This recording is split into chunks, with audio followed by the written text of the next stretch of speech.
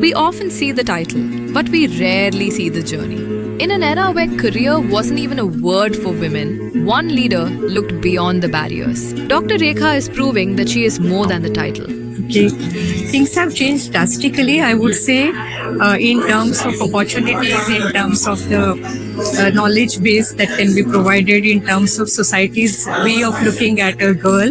And actually, when I started, career word was not made for women. So that has changed. Women have started, today's women, especially the millennia as well as the Gen Z, have started thinking, taking career seriously. And but there is a lot of struggle yet. I mean, it was no entry earlier. Now it is entry, but not welcome yet. So I would wait for the day when it actually becomes welcome in all the industries. And that's why the female labor force participation rate in India, especially compared to South Asia and other countries, is very, very low. While as we see women everywhere. You go to agriculture, you go to education, you get to service industry, you go to teaching, education, hospitals, everywhere women are there.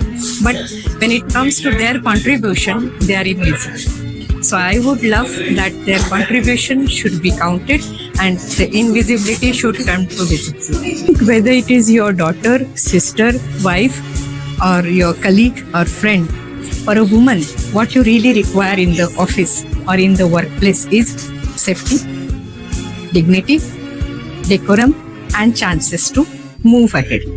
Unless and until we provide all these things to a woman, it is wrong to expect that they should come and increase the workforce just for the sake of it. Once we do that, I think any industry, any organization will be full of women. They are waiting to tap the opportunity. They have the potential.